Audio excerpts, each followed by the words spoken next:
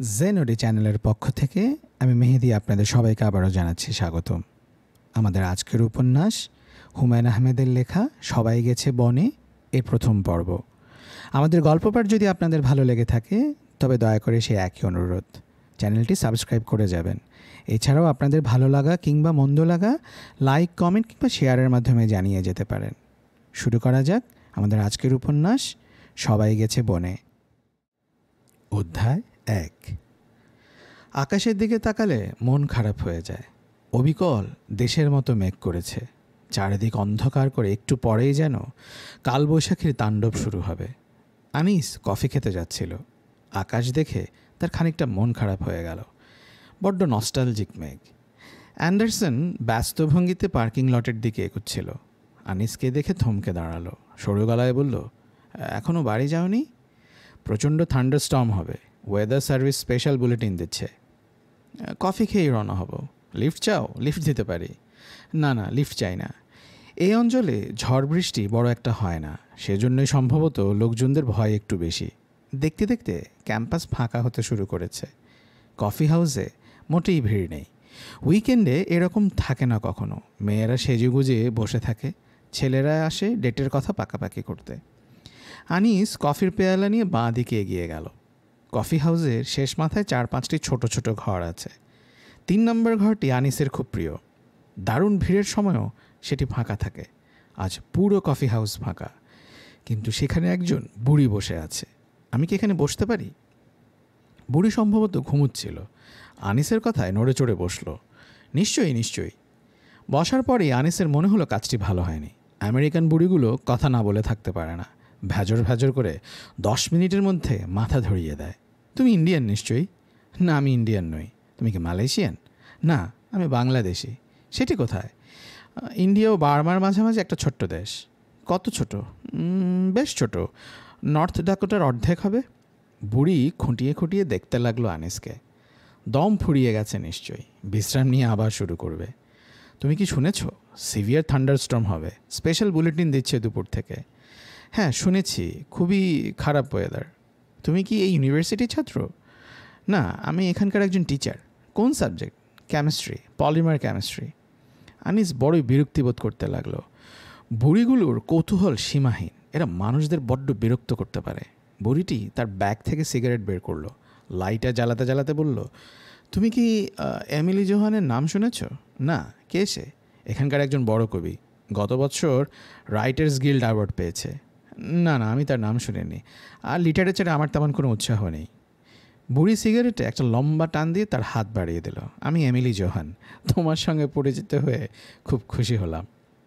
আনিস হকচকিয়ে গেল। বুড়ি থেমে বলল, সমস্ত কফি হাউস ফাঁকা, আর তুমি বেছে আমার এখানে বসতে এসেছো দেখে ভাবলাম হয়তো আমাকে চেনো, গল্প করতে চাও। বুড়িদের সঙ্গে ইচ্ছে করে কে আর বসতে চায় বলো? আনিস ঠিক কী বলবে ভেবে পেল না। কিছু একটা তো বলা উচিত। তুমি কিন্তু এখনও তোমার নাম বলনি। আমার নাম আনিস সাবেদ। তোমার মতো বড় কবির সঙ্গে দেখা হয়ে খুব ভালো লাগলো। বুড়ি গলার স্বর নামিয়ে ফেললো, প্রায় ফিসফিস করেই বলল, মোটেই বড় কবি নই। রাইটার্স গিল্ড অ্যাওয়ার্ড হচ্ছে একটা সস্তা ধরনের পুরস্কার। এখনও পর্যন্ত কোনো বড় কবি রাইটার্স গিল্ড অ্যাওয়ার্ড পায়নি। আমি যখন পেলাম তখন এত মন খারাপ হলো যে বলার নয়। বুঝতে পারলাম যে আমি একজন সস্তা ধরনের কবি, থার্ড রেট। বুড়ি উঠে দাঁড়ালো, শান্ত স্বরে বলল, তোমার সঙ্গে কি আমার আবার দেখা হবে? আনিসের উত্তর দেবার আগেই সে থেমে বলল, One flew to the east, one flew to the west, and one flew over the cuckoo's nest. Anis অনেকক্ষণ বসে রইল একা। এখান থেকে বাইরের আকাশ দেখা যাচ্ছে না, তবে বৃষ্টির ফোঁটা পড়ছে তা চোখে পড়ে। কত তফাৎ! ঝমঝম শব্দ নেই, গাছের পাতার সনসনানি নেই, ব্যাঙ ডাকছে না। বোঝার কোনো উপায় নেই যে বাইরে আকাশ অন্ধকার করে ঝোড়ো হাওয়া বইছে। Attention please. কফি হাউস 10 মিনিটের মধ্যে বন্ধ হয়ে যাবে। Attention please. কফি হাউস থেকে বেরিয়ে মনে হলো বড্ড বোকামি হয়েছে। অনেক আগেই বাড়ি ফেরা উচিত ছিল। ভালো ঝড় হচ্ছে, লোকজন কোথাও নেই, পার্কিং লট ধু করছে। আনিস মেমোরিয়াল লাউঞ্জে চলে গেল। মেমোরিয়াল লাউঞ্জে পত্রিকা পড়ার ব্যবস্থা আছে, একটা প্রকাণ্ড ভিক্টোরিয়ান পিয়ানো আছে, হট চকলেট এবং পেপসির দুটো ভেন্ডিং মেশিন আছে। অবস্থা তেমন খারাপ হলে সেখানকার সোফায় আরাম করে রাত কাটানো যাবে। লাউঞ্জের শেষ প্রান্তে একটি ছেলে এবং খুবই অল্প বয়সী একটি মেয়ে জড়াজড়ি করে বসেছিল। ছেলেটি এক হাত দিয়ে মেয়েটির জামার হুক খুলবার চেষ্টা করছে। মেয়েটি বাধা দেবার একটা ভঙ্গি করছে এবং খিলখিল করে হাসছে। আনিস না দেখার ভান করে ভেন্ডিং মেশিনের দিকে এগোলো। এই সময় চারদিক অন্ধকার হয়ে গেল। এখানে এরকম হয় না কখনো। হাজারো দুর্যোগেও এদের ইলেকট্রিসিটি ঠিকই থাকে। মনে হচ্ছে মেয়েটি উঠে আসছে সোফা থেকে। তোমার কাছে কি সিগারেট আছে? আছে। আমি কি তোমার থেকে একটা সিগারেট ধার নিতে পারি? আনিস সিগারেট বের করলো। মেয়েটি ফস করে লাইটার জ্বালিয়ে সিগারেট ধরালো। বাদামি রঙের ঢেউ খেলানো চুল মেয়েটির, টানা টানা চোখ। লাইটারের আলোর জন্যই হোক বা অন্য যে কোনো কারণেই হোক, আনিসের মনে হলো মেয়েটির মুখ যেন এইমাত্র কেউ তুলিয়ে দিয়ে এঁকেছে। সিগারেটের জন্য তোমাকে ধন্যবাদ। ছেলে মেয়ে দুটি পিয়ানোর আড়ালে চলে গেল। মেয়েটি অনবরত হাসছে খিলখিল করে। হাসির ধরন কেমন অসংলগ্ন। নিশ্চয়ই প্রচুর বিয়ার খেয়েছে। আনিস লম্বা হয়ে সোফায় শুয়ে পড়ল। ইলেকট্রিসিটি এখনও আসছে না। ট্রান্সমিশন লাইন কোথাও পুড়ে টুড়ে গেছে বোধহয়। মেয়েটির চাপা গলার স্বর শোনা যাচ্ছে। কি অসভ্যতা করছো, হাত সরাও প্লিজ। আবার খিলখিল হাসি। তারপর দীর্ঘ সময় আর কিছুই শোনা গেল না। বাইরে ঝড়ের বেগ বাড়ছে, ঘন ঘন বিজলি চমকাচ্ছে। আনিস শুয়ে থাকতে থাকতে একসময় ঘুমিয়ে পড়ল। ঘুম যখন ভাঙল তখন ঝড় থেমে গিয়েছে। ইলেকট্রিসিটি এসেছে। মেমোরিয়াল ইউনিয়ন আলোয় ঝলমল করছে। ছেলেটি নেই। মেয়েটি টেবিলে পা তুলে বসে আছে একা একা।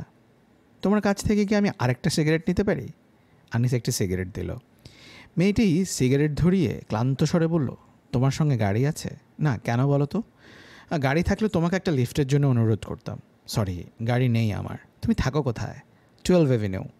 তোমার সঙ্গে আমি 12 এভিনিউ পর্যন্ত হেঁটে হেঁটে যেতে পারি, কি বলো? তা পারো। আমার বড্ড মাথা ধরেছে। মেয়েটি বাঁ হাতে তার কপাল টিপে ধরল। আনিস বলল, তোমার ছেলে বন্ধুটি কোথায়? ও আমার বন্ধু হবে কেন? কোথায় গেছে কে জানে। ওর সঙ্গে বকবক করেই তোমার মাথা ধরেছে। বৃষ্টি নেই, কিন্তু ঠান্ডা হাওয়া বইছে। রাস্তায় নেমেই মেয়েটি খুব সহজ ভঙ্গিতে আনিসের হাত ধরল। তোমার অ্যাপার্টমেন্টে কি টাইলানল আছে? আছে। মনে হয় আমার জ্বর আসছে। দুটি টাইলানল এবং গরম কফি খেতে পারলে হতো। আনিস কথা বলল না। মেয়েটি সত্যি সত্যি জ্বর আসছে, হাত বেশ গরম। আমি তোমার অ্যাপার্টমেন্টে গিয়ে 1 কাপ গরম কফি খেতে পারি? রাত বেশি হয়নি তাই জিজ্ঞেস করছি। হ্যাঁ, খেতে পারো। আমাকে আরেকটা সিগারেট দাও। মাথা ধরা তাতে আরও বাড়বে। আমি তাতে কেয়ার করি না। আমি কোনো কিছুতেই কেয়ার করি না। তা ভালো। ভালো হোক মন্দ হোক, আমি কেয়ার করি না। বাসার সামনে এসে মেয়েটি থমকে দাঁড়ালো। অবাক হয়ে বলল, এত বড় বাড়ি, এটা তোমার? ভাড়া দিয়ে থাকি, নিজের নয়। আমি ভেবেছিলাম তুমি স্টুডেন্ট। না না, আমি স্টুডেন্ট নই। আনিস টাইলানল নিয়ে এলো, পানির বোতল আনলো। মেয়েটি ক্ষীণ স্বরে বলল, আমার জ্বর আসছে। তোমার কাছে থার্মোমিটার আছে? না, থার্মোমিটার নেই। তোমার গাড়ি থাকলে ভালো হতো, আমাকে পৌঁছে দিতে পারতে। আমি আমার এক বন্ধুকে টেলিফোন করছি, সে তোমাকে পৌঁছে দেবে। আমি কি তোমার এখানে 1 রাত থাকতে পারি? ঘরে ফিরে যেতে ইচ্ছে হচ্ছে না আমার। আনিস চুপ করে রইল। মেয়েটি থেমে বলল, কি থাকতে পারি? তা পারো। আমাকে শোবার ঘর দেখিয়ে দাও, আমার বড্ড খারাপ লাগছে। শোবার এই ঘরটি চমৎকার করে সাজানো। মেয়েটি খটিয়ে খটিয়ে দেখলো অনেকক্ষণ। তারপর খানিক ইতস্তত করে বলল, তুমিও কি শোবে আমার সঙ্গে? না। আরও শোবার ঘর আছে? হ্যাঁ। মেয়েটি পায়ের জুতো খুলল। মাথায় স্কার্ফ বাঁধা ছিল, স্কার্ফ খুলে মুখ মুছল। তারপর খুব সহজভাবে বলল, তোমাকে অনেক ধন্যবাদ। অবশ্যই তোমার ইচ্ছা হলে আমার সঙ্গে শুতে পারো, আমি কিছুই কেয়ার করি না। নাম কি তোমার? মালিশা। শুভরাত্রি মালিশা। মালিশা কোনো জবাব দিল না। আনিস ভ্রু কুঞ্চিত করে ভাবল, কাজটা বোধ হয় ঠিক হলো না। এইসব হোবো শ্রেণীর মেয়েদের ঘরে থাকতে দিতে নেই। হয়তো একটা প্রস্টিটিউট, শহরের নষ্ট মেয়েদের একজন। কিন্তু বিশ্বাস করতে ইচ্ছে হয় না, মন খারাপ হয় শুধু। টিভিতে জনি কার্সন শো হচ্ছে। প্রেসিডেন্ট কার্টার দাঁত বের করে কিভাবে হাসে তাই দেখাচ্ছে। আহামরি কোনো অভিনয় নয়, এতে স্টুডিওর লোকজন হেসে গড়াগড়ি দিচ্ছে। চ্যানেল 4-এ লেট নাইট মুভি শুরু হলো, অর্থাৎ রাত বেশি হয়নি। 1টা এখনও বাজেনি। আনিস কফি বানালো। ঘুমোতে যাওয়ার আগে কফি খাবার এই একটা বিশ্রী অভ্যাস তার আমেরিকায় এসে হয়েছে। মালিশা কি কফি খাবে? সম্ভবত না। মেয়েটিকে থাকতে দেওয়া ভুল হয়েছে। ড্রাগস নিয়ে এসেছে কিনা কে বলবে। হয়তো রাত দুপুরে চেঁচামেচি শুরু করবে। আনিস ঘুমোতে গেল অনেক রাতে। বাতি নেভাবার ঠিক আগের মুহূর্তে মনে হলো, আজ সন্ধ্যায় যে মহিলা কবির সঙ্গে দেখা হয়েছিল তার নাম মনে পড়ছে না। চমৎকার একটি নাম, খুব সম্ভবত এম দিয়ে শুরু হয়েছে। নামটি মনে না আসা পর্যন্ত কিছুতেই ঘুম আসবে না। ছটফট করতে হবে বিছানায়। পুরনো সেই রোগ আবার দেখা দিচ্ছে, স্নায়ু উত্তেজিত হয়ে উঠছে, ঘাড়ের পাশের রগ দুটি ফুলে উঠছে। কাউকে জিজ্ঞেস করলে হয় না? শফিক তো অনেক দিন ধরে আছে এখানে, এত রাত্রে টেলিফোন করাটা কি ঠিক হবে? হ্যালো শফিক, জেগেছিলে? হ্যাঁ, কী ব্যাপার? আচ্ছা শোনো, তুমি কি এখানকার কোনো মহিলা কবিকে চেনো? বেশ বয়স ভদ্র মহিলার। শফিক বেশ কিছু সময় চুপ করে থেকে বলল, কী ব্যাপার আনিস ভাই? কোনো ব্যাপার না, এমনি জিজ্ঞেস করছি। ভদ্রমহিলার নাম এম দিয়ে শুরু। আমি ঠিক বুঝতে পারছি না কী জন্যে। আনিস লাইন কেটে দিল। শফিক এখন নির্ঘাত আবার টেলিফোন করবে, কাজেই এখন প্লাগ থেকে টেলিফোন খুলে রাখা উচিত। আনিসের সারা রাত ঘুম হলো না। ঘুম এলো ভোরবেলা। অধ্যায় 2। ফার্গো খুবই ছোট শহর। আমেরিকানরা একে সিটি বলে না, বলে টাউন। সাধারণ একটা সিটিতে যা যা থাকে এখানে তার সবই অবশ্যই আছে। আকাশ ছোঁয়া দালানি শুধু নেই, 2টি নাইট ক্লাব আছে, মেয়েরা সেখানে নগ্ন হয়ে নাচে। একটা বড় ক্যাসিনো আছে, সেখানে সপ্তাহে 6 দিন দিন রাত 24 ঘন্টা ব্ল্যাক জ্যাক খেলা হয়। অত্যাধুনিক শপিং মল আছে বেশ কয়েকটি, তবু ফার্গো সিটি নয়, টাউন। নিউ ইয়র্ক বা শিকাগো থেকে যেসব বাঙালি এখানে আসে তারা চোখ কপালে তুলে বলে, আরে এ তো আমাদের কুমিল্লা শহর, ভিড় নেই, হইচই নেই, বাহ চমৎকার তো। কিন্তু বেশি দিন কেউ থাকে না এখানে। শীতের সময় প্রচণ্ড শীত পড়ে, কানাডা থেকে উড়ে আসে ঠান্ডা হাওয়া, থার্মোমিটারের পারদ ক্রমশ নিচে নামতে থাকে। ফেব্রুয়ারির মাঝামাঝি তাপমাত্রা 0 ডিগ্রি নিচে নেমে থমকে দাঁড়ায়। অসহনীয় অকল্পনীয় ঠান্ডা। একটা শীত কোনো মতে কাটাবার পরেই ফার্গোর মোহ কেটে যায়। ঘরের মধ্যে 6 মাস বন্দি হয়ে থাকতে পারে কেউ? বাঙালিরা মুখ কুচকে বলা বলি করে, এখানে মানুষ থাকতে পারে, এখানে বাস করতে পারে পোলার বিয়ার আর সিল মাছ। তবু অনেকেই আসে, ঘর বাড়ি কিনে স্থায়ী হয়ে যায় কেউ কেউ, যেমন স্থায়ী হয়েছেন আমিন সাহেব। শহরে বাড়ি করেছেন, মিনেসোটায় পেলিকেন লেকের ধারে সামার হাউস কিনেছেন। 20 বছর আগে যে দেশ ছেড়ে এসেছিলেন, আজ তার জন্য মন কাঁদে না। অথচ শুরুতে কী দিন গিয়েছে। ইউনিভার্সিটি থেকে সন্ধ্যাবেলা ক্লান্ত হয়ে ফিরতেন, ঘরে রাহেলা একা, কিছুই করবার নেই। কতক্ষণ আর টিভির সামনে বসে থাকা যায়? একা একা দোকানে ঘুরতে কার ভালো লাগে? আমিন সাহেব সান্ত্বনা দিতেন, আর মাত্র একটা বছর, পিএইচডি করব না, এমএস করে ফিরে যাব, আর মাত্র কয়েকটা দিন কষ্ট করো। পরিবর্তন হলো খুব ধীরে। আমিন সাহেব একদিন অবাক হয়ে লক্ষ্য করলেন রাহেলা চমৎকার ইংরেজি শিখেছে। বাহ, তুমি তো চমৎকার ইংরেজি বলো, কোত্থেকে শিখেছ? একেবারে আমেরিকান অ্যাকসেন্ট। কীভাবে শিখলে? টিভি দেখে দেখে শিখেছি, কি আর করব বলো। 2 বছরের মাথায় চাকরি হলো রাহেলার। আহামরি কিছু নয়, রিসার্চ ল্যাবে সূর্যমুখী ফুলের চারা বাছা। সেই বছর গাড়ি কিনলেন আমিন সাহেব, 1971 মডেল ডজ পোলার, প্রকাণ্ড গাড়ি। নিজের গাড়িতে করে স্ত্রীকে নিয়ে গেলেন ডেভিলস লেকে। রাহেলার মনে হলো সে বোধহয় আগের মতো অসুখী নয়। দেখতে দেখতে কতদিন হয়ে গেল। প্রচুর ইচ্ছে থাকা সত্ত্বেও দেশে যাওয়া হয়ে উঠল না। বেড়াতে যাবার জন্যও নয়, একটা না একটা ঝামেলা থাকেই। পিএইচডির বছর দেশে যাবে না, নতুন চাকরি, দেশে যাওয়া যাবে না, ইমিগ্রেশন না হওয়া পর্যন্ত বের হওয়া ঠিক হবে না, নতুন বাড়ি কেনা হয়েছে, এখন বাড়ি ঠিকঠাক করতে হবে, দেশে যাওয়া পিছাতে হবে, প্রথম বাচ্চা হবে, এই সময়টা তো আমেরিকাতেই থাকতে হবে। তারা প্রথমবারের মতো যখন দেশে গেল তখন রুনকির বয়স 4 বছর। প্রায় 1 যুগ পর দেশে ফেরা, কি দারুণ উত্তেজনা গিয়েছে। কিন্তু দেশে ফিরে কিছুই ভালো লাগলো না।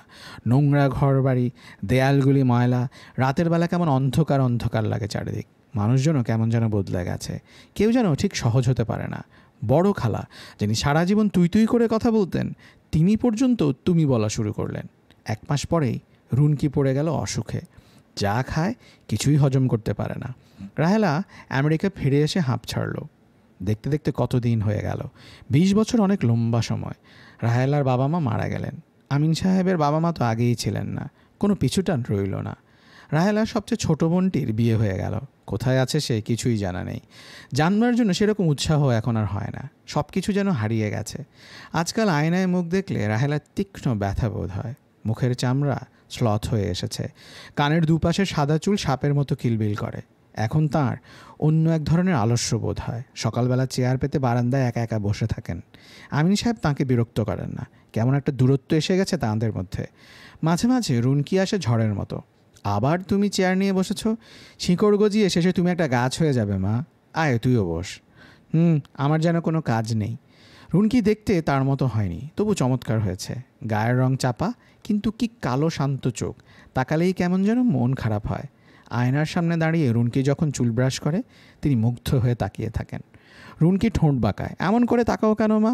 কেমন করে তাকায়? কেমন যেন পুরুষ পুরুষ চোখে তাকাও। তিনি তার নিজের মেয়েকে একটুও বুঝতে পারেন না। মাঝে মাঝে অনেক কায়দা করে জিজ্ঞেস করেন, তুই কীরকম ছেলে বিয়ে করতে চাস রনকি? বিয়ের কথা আমি মোটেই ভাবছি না। বছরের পর বছর একটা ছেলের সঙ্গে থাকা বড্ড আগলি। এসব আবার কী ধরনের কথা? সত্যি কথাই বলছি তোমাকে, যেসব ছেলে আমার সঙ্গে ডেট করে, তুমি কি ভাবছো আমি ওদের কাউকে বিয়ে করার কথা ভাবে? হোলি কাউ! তাছাড়া ওরাও বিয়ে করতে চায় না, ভুলিয়ে ভালিয়ে ঘরে নিয়ে শুতে চায়। রাহেলা মুখ কালো করে বললেন, তুই নিশ্চয় ওদের ঘরে যাস না? মা, যাই কি না যাই সেসব আমি তোমার সঙ্গে ডিসকাস করতে চাই না। আমার বয়স 19 হয়েছে, তোমাদের কোনো রেসপন্সিবিলিটি নেই। রাহেলা চান একটা হৃদয়বান এবং বুদ্ধিমান বাঙালি ছেলেকে বিয়ে করবে রনকে। জীবনে যে সমস্ত সুখ ও আনন্দের কথা তিনি সারা জীবন কল্পনা করেছেন, তার মেয়ে সেসব ভোগ করবে। কিন্তু এই দূরদেশে তেমন ছেলে পাওয়া যাবে কোথায়? রাহেলা লং ডিস্টেন্সে পরিচিত সবাইকে একটা ছেলের কথা বলেন। খোঁজ যে আসে না তাও নয়, প্রথমেই জানতে চায় মেয়ের কি ইমিগ্রেশন আছে, বিয়ে করলে এখান থেকে যাবার ব্যাপারে কোনো সাহায্য হবে কি। মেয়ের ছবি দেখতে চায় না, মেয়েটিকে দেখতে চায় না, গ্রিন কার্ড দেখতে চায়। আমিন সাহেব নিজের ঘরে বসে কী যেন লিখছিলেন। একতলা সর্বপশ্চিম কোণার ছোট্ট ঘরটি তার নিজস্ব ঘর। ঘরটিতে আসবাব বলতে ছোট্ট একটা লেখার টেবিল, একটা ইজি চেয়ার, বুকশেলফে কয়েকটি রেফারেন্স বই, ন্যাশনাল জিওগ্রাফির কিছু পুরনো সংখ্যা এবং বিভূতিভূষণ বন্দ্যোপাধ্যায়ের ইছামতি ছাড়া অন্য কোনো বই নেই। আমিন সাহেব মাঝে মাঝে দরজা বন্ধ করে এই ঘরে বসে কী যেন লেখেন। রাহেলার কৌতূহল হলেও কখনো কিছু জিজ্ঞেস করেননি। আমিন সাহেবের কোনো বিষয়ে কৌতূহল প্রকাশ করতে আজ আর তার ভালো লাগে না। রাহেলা দরজায় দুবার টোকা দিয়ে মৃদু গলায় বললেন, আসবো? জবাব পাওয়ার আগেই তিনি পর্দা সরিয়ে আমিন সাহেবের ঘরে ঢুকলেন। আমিন সাহেব তার লেখাটি আড়াল করবার চেষ্টা করলেন। রাহেলা ভান করলেন যেন তিনি এসব কিছুই লক্ষ্য করছেন না। আমি আজ সন্ধ্যায় কয়েকজনকে খেতে বলেছি। আমিন সাহেব কোনো উত্তর দিলেন না। তুমি টচি থেকে শুটকি মাছ এনে দেবে? শুটকি মাছ পাওয়া যায়? মাঝে মাঝে যায়, আমি নিয়ে আসবো। রাহেলার মনে হলো আমিন সাহেব অস্বস্তি বোধ করছেন, যেন তিনি চান না রাহেলা এখানে থাকে। কিন্তু এরকম মনে করার কারণ কি? রাহেলা নিজের অজান্তেই বলে ফেললেন, কি লিখছ? তেমন কিছু নয়। রাহেলা খানিকক্ষণ সরু চোখে তাকিয়ে থেকে দোতলায় চলে গেলেন। দোতলার একেবারে শেষ কামরাটি রুনকির। সে দরজা বন্ধ করে গান শুনছে। রুনকি, দরজা খুলতো মা। রুনকি দরজা খুলে দিল। তার চোখ ভেজা, মনে হলো সে অনেকক্ষণ ধরে কাঁদছে। কি হয়েছে রুনকি? কিছু না মা, নেল ডায়মন্ডের গান শুনছিলাম। ওর গান শুনলে খুব লোনলি ফিলিং হয়। রুনকি মিষ্টি করে হাসলো। রাহেলা থেমে থেমে বললেন, আমি কয়েকটা ছেলেকে খেতে বলেছি, তুমি সন্ধ্যাবেলা যেও না কোথাও। ঠিক আছে মা, তোমার নীল শাড়িটা পরবে। বেশ, বিশেষ কাউকে আসতে বলেছ? রাহেলা ইতস্তত করে বললেন, আনিস নামের একটি ছেলে আসার কথা। NDSU এর টিচার, খুব ভালো ছেলে। কী করে বুঝলে খুব ভালো ছেলে? শফিক বলেছে। রুনকি হাসি হাসি মুখে বলল, নিশ্চয়ই আনম্যারিড, এবং নিশ্চয়ই তুমি চাও আমি খুব ভদ্র নম্রভাবে তার সঙ্গে কথা বলি। চাওয়াটা কি খুব অন্যায়? না, অন্যায় হবে কেন? তবে মাস্টারদের আমি দু চোখে দেখতে পারি না। রাহেলা কঠিন চোখে তাকিয়ে রইল। রুনকি বলল, তোমার চিন্তার কিছুই নেই, আমি খুব ভদ্র ও নম্রভাবে থাকবো, একটুও ফাজলামি করব না, দেখবে মিষ্টি মিষ্টি হাসছে শুধু। অধ্যায় 3। আনিসের ঘুম ভাঙল 11টায়। সে কয়েক মুহূর্ত নিজের চোখকেই বিশ্বাস করতে পারল না, সত্যি সত্যি 11টা বাজে। আজ শুক্রবার, 9:30টায় একটা ক্লাস ছিল। 306 নম্বর কোর্স, পলিমার রিওলজি। এখন অবশ্যই কিছু করার নেই, মিস ক্যাথরিনকে টেলিফোন করে দিতে হবে। ক্লাস মিস করা তেমন কোনো ব্যাপার নয়, সময় করে নিয়ে নিলেই হবে। কিন্তু ঘুমের জন্য ক্লাসে না যেতে পারাটা লজ্জার ব্যাপার। আনিস টেলিফোন হুক লাগানো মাত্রই টেলিফোন বেজে উঠল। হ্যালো আনিস ভাই, আমি শফিক। বুঝতে পারছি, কাল রাত থেকে এই নিয়ে 6 বার টেলিফোন করেছি। আপনি কি টেলিফোন ডিসকানেক্ট করে রেখেছিলেন? হ্যাঁ। আমি ভাবলাম কি ব্যাপার, এদিকে আপনার মহিলা কবির নাম পেয়েছি, নাম হচ্ছে ম্যারি স্টুয়ার্ট। আনিস ক্লান্ত ভঙ্গিতে বলল, ম্যারি স্টুয়ার্ট নয়, ভদ্রমহিলার নাম এমিলি জোহান। রাত্রে মনে করতে পারছিলাম না, এখন মনে হয়েছে। আনিস ভাই, আপনার কি শরীর খারাপ? না, শরীর ঠিক আছে। আমিন সাহেবের বাসায় যাবার কথা মনে আছে তো? আজকে তো নয়, কাল।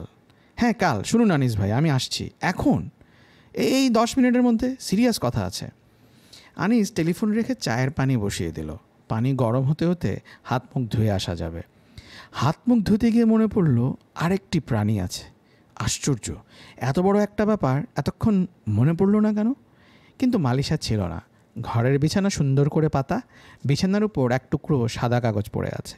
আনিস দেখলো সেখানে পেন্সিলে লেখা, তুমি ঘুমাচ্ছ দেখে জাগালাম না, অনেক ধন্যবাদ। আনিসের কেন যেন একটু মন খারাপ লাগলো, অথচ মন খারাপ হবার কোনো কারণ নেই। আজকের দিনটি খুবই খারাপ যাচ্ছে। মাঝে মাঝে এরকম খারাপ দিন আসে, কোনো কিছুই ঠিক মতো হয় না।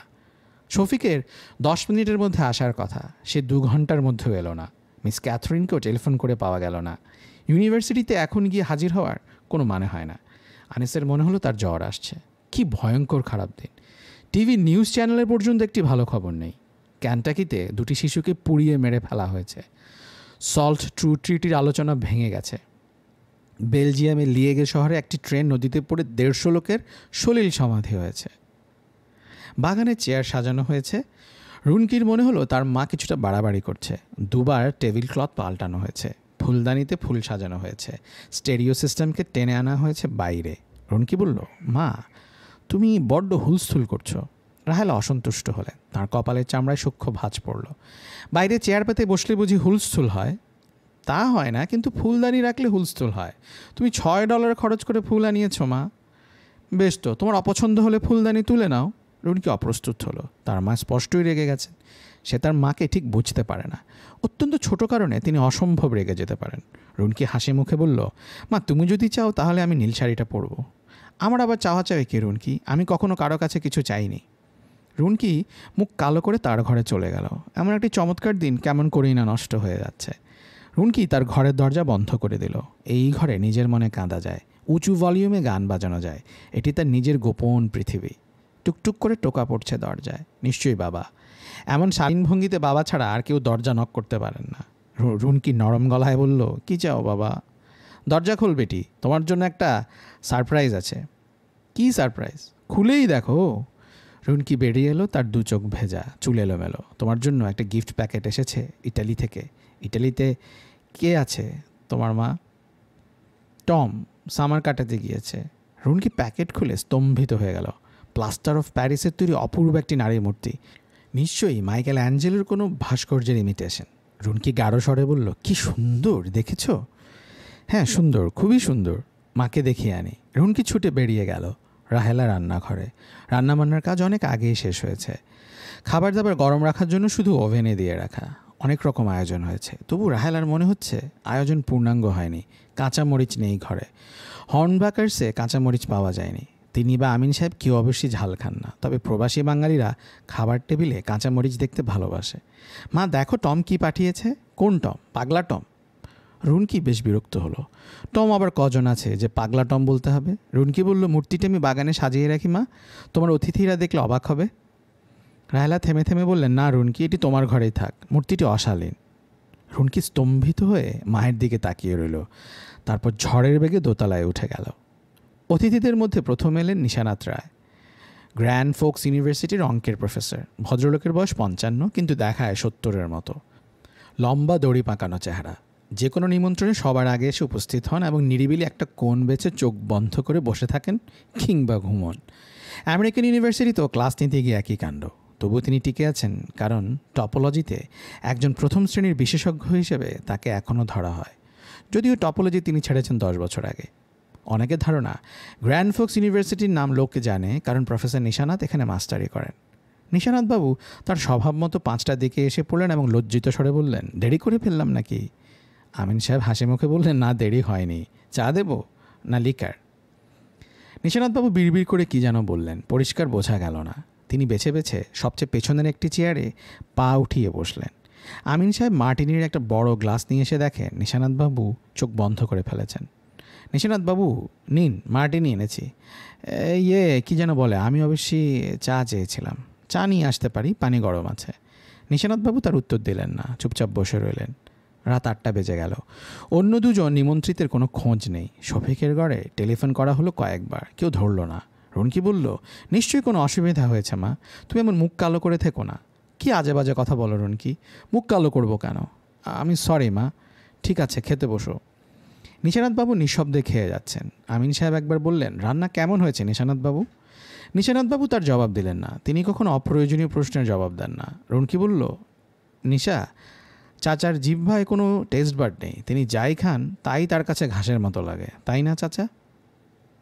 নিশানাতবাবু তার উত্তরে কিছু একটা বলতে যাচ্ছিলেন, তখন টেলিফোন বাজলো। টেলিফোন ধরল রাহেলা। হ্যালো, আমি শফিক। রাহেলা শুকনো গলায় বললেন, আমরা সবাই খেতে বসেছি, একটু পরে ফোন করতে পারো? রাহেলা কঠিন মুখ করে খেতে বসলেন। রুনকি মায়ের দিকে না তাকিয়ে বলল, মা, এটা কিন্তু তুমি ঠিক করলে না। রাহেলা উত্তর দিলেন না। নিশানাতবাবু বললেন, প্রচুর আয়োজন করেছেন, মনেই হয় না বিদেশ। রুনকি বলল, মা ওদের হয়তো বিশেষ কোনো ঝামেলা হয়েছে, টেলিফোন নামিয়ে না রেখে তোমার উচিত ছিল। আমার কি আর উচিত আর কি অনুচিত তা আমি তোমার কাছ থেকে শিখতে চাই না। তুমি ভাজা মাছ আরও নেবে? না। নিশানাথবাবু আপনি নেবেন? নিশানাথবাবু অবাক হয়ে বললেন, এটা ভাজা মাছ? আমি ভাবছিলাম। রুনকি বলল, তুমি শুধু শুধু রাগ করছো মা, ওদের নিশ্চয়ই বড় রকমের কোনো ঝামেলা হয়েছে। নিশানাথবাবু বললেন, কাদের ঝামেলা হয়েছে? যাদের আসবার কথা ছিল তাদের। কি ঝামেলা সেটা এখনও জানা যাচ্ছে না। হয়তো ভদ্রলোক বাথরুমে গিয়ে দেখেন বাথটাবে একটা ডেড বডি পড়ে আছে, ডেড বডিটির পিঠে একটি ওরিয়েন্টাল কাজ করা ছুরি। আমিন সাহেব হেসে ফেললেন। হাসির কি হলো বাবা, হতেও পারে। নিশিনাথবাবু বললেন, এ দেশে সবই সম্ভব, খুন খারাপ এদের কাছে কিছুই না, ও তো অসভ্য বর্বরের দেশ। ঝামেলাটা কি হয়েছে তা জানা গেল কিছুক্ষণের মধ্যেই। গাড়ি নিয়ে হাইওয়েতে আটকা পড়েছে। শফিকের প্রাচীন ফোর্ড ফিয়েস্টার ট্রান্সমিশন কাজ করছে না। হাইওয়ের একটি রেস্ট হাউসে বসে আছে দুজন। রুনকি বলল, রাস্তার মাঝখানে গাড়ি নিয়ে আটকা পড়া দারুণ এক্সাইটিং। রাহেলা ভ্রু কোঁচকালেন। ঠান্ডা স্বরে বললেন, এর মধ্যে এক্সাইটিং কি দেখলে তুমি? সাধারণ মানুষদের মতো ভাবতে শেখো। গাড়ি নিয়ে আটকা পড়াটা হচ্ছে যন্ত্রণা, এক্সাইটমেন্ট নয়। তুমি এত রেগে রেগে কথা বলছো কেন মা? রুনকি, কথা বন্ধ করে গাড়ি নিয়ে ওদের খোঁজে যাও। তোমার বাবাকে পাঠাবো না, সন্ধ্যা থেকে মার্টিনি খাচ্ছে, ওর হাত স্টেডি নেই। কথাটা ঠিক নয়। 2 পেগের মতো মার্টিনি আমিন খেয়েছেন, কিন্তু তিনি কিছু বললেন না। রাহেলার মেজাজ চড়ে আছে, চুপ করে থাকাই ভালো। নিশানাথবাবু বসার ঘরের সোফায় পা গুটিয়ে আবার ধ্যানস্থ হয়েছেন। আমিন তার পাশে এসে বসতেই তিনি বললেন, বুঝলেন, অতি অসভ্য, অতি বর্বরজাত। রাহেলা রুনকির সাথে গ্যারেজ পর্যন্ত গেলেন। রুনকির হাতে চাবি দিয়ে বললেন, নতুন ছেলেটির সঙ্গে খুব ভদ্র ব্যবহার করবে। রুনকি অবাক হয়ে বলল, আমি অভদ্র মা? কী বলছো তুমি? যা বলছি মন দিয়ে শোনো। আমি চাই তুমি বাঙালি ছেলেদের সঙ্গে কিছুটা মেলামেশা করো। রুনকি চুপ করে রইল। রাহেলা বললেন, তোমার একটি ভালো বিয়ে হোক, সেটাই আমি চাই। আমি তোমাকে হ্যাপি দেখতে চাই। বাঙালি ছেলের সঙ্গে বিয়ে হলে আমি হ্যাপি হব? তোমার তো বাঙালি ছেলের সঙ্গে বিয়ে হচ্ছে, তুমি কি হ্যাপি? রাহেলা উত্তর দিলেন না। রুনকি বলল, এইসব নিয়ে আমি ভাবতে চাই না, আর আমি চাই না তুমিও ভাবো। ইদানিং আমাকে নিয়ে তুমি বড্ড বেশি চিন্তা করছো। তুমি বলতে চাও চিন্তার কিছু নেই? রুনকি গাড়িতে উঠে ইঞ্জিন স্টার্ট দিল। রাহেলা বললেন, শাড়ি একটু উপরের দিকে টেনে নাও, এক্সিলারেটরের সঙ্গে যেন লেগে না যায়। হাইওয়েতে নেমেই রুনকি গাড়ির স্পিড বাড়িয়ে 70-এ নিয়ে এলো। গ্র্যান্ড ফোক্স থেকে ফার্গো ইন্টারস্টেট হাইওয়ে ফাঁকা থাকে বলেই পুলিশ টুলিশ তেমন থাকে না, যত ইচ্ছা স্পিড তোলা যায় গাড়িতে। রুনকির বান্ধবী শ্যারন একবার 95 পর্যন্ত তুলেছিল। কি প্রচণ্ড কাঁপুনি গাড়ির! রুনকির এতটা সাহস নেই। 70-এই তার খানিকটা হাত কাঁপে। তাছাড়া ফল সিজন বলেই গাছের পাতা ঝরছে, শুকনো পাতার উপর দিয়ে গাড়ি গেলেই অদ্ভুত শব্দ হয়, কেমন যেন ভয় ভয় করে। আপনাদের নিতে এসেছি আমি। আনিস মেয়েটিকে দেখে অবাক হলো। হালকা পাতলা গড়নের বাচ্চা একটি মেয়ে, শিশুদের চোখের মতো তরল চোখ, কেমন যেন অভিমানী পাতলা ঠোঁট। আপনি বুঝি সেই টিচার আনিস? আনিসের উত্তর দেওয়ার আগেই মেয়েটি বলল, আমি কিন্তু মাস্টারদের একটুও পছন্দ করি না, আপনি আবার রাগ করবেন না যেন। আনিস হাসি মুখে বলল, না না, আমি রাগ করব না। মাস্টাররা ক্লাসের বাইরে কিছু জানে না, জানতে চায়ও না। তাই কি? হ্যাঁ, আমি $10 বাজি রাখতে পারি। আপনি কবি কিটসের প্রণয়িনীর নাম জানেন না? আনিস বেশ অবাক হলো। মেয়েটির মুখ হাসি হাসি, কিন্তু ঝগড়া বাঁধানোর একটা সূক্ষ্ম চেষ্টা আছে। শফিক তার গাড়ি নিয়ে এখনও ব্যস্ত। তার ধারণা ঝামেলাটা আসলে ট্রান্সমিশনে নয়, কার্বুরেটরে। আর খানিকক্ষণ অপেক্ষা করলেই সে ঠিক করে ফেলতে পারবে। আনিস একটি সিগারেট ধরিয়ে মৃদুস্বরে বলল, কবি কিটসের প্রণয়িনীর নাম জানা অত্যাবশ্যকীয় বিষয় নয়। আইনস্টাইনের কয় স্ত্রী, সেটা জানা বোধহয় অত্যাবশ্যকীয়? না, তা নয়, এইসব হচ্ছে বিলাস। শফিকের গাড়ি একটি ছোট্ট গর্জন করে আবার ঠান্ডা হয়ে গেল। সে হাসি মুখে বলল, দেখলেন তো আনিস ভাই, প্রায় কায়দা করে ফেলেছি, আর 10 মিনিট। আনিস সে কথার জবাব দিল না। রুনকি মাথার স্কার্ফ শক্ত করে বাঁধতে বাঁধতে মৃদুস্বরে বলল, আমি তর্ক করে আপনাকে রাগিয়ে দিতে চাই না, তাহলে মা খুব রাগ করবেন। মাকে আমি রাগাতে চাই না। তার কিছুদিন আগেই নার্ভাস ব্রেকডাউন হয়েছিল, আরেকবার হলে খুব মুশকিল হবে। শফিকের গাড়ি স্টার্ট নিয়েছে, বিকট শব্দ আসছে সেখান থেকে। শফিক কোমরে হাত দিয়ে গাড়িকে উদ্দেশ্য করে ছোটোখাটো বক্তৃতা দিয়ে ফেলল, শালা তুমি মানুষ চেনো নাই, কত ধানে কত চাল বোঝো নাই, শালা এক চট দিয়ে তোমার দাঁত খুলে ফেলবো। রুনকি খিলখিল করে হেসে ফেলল।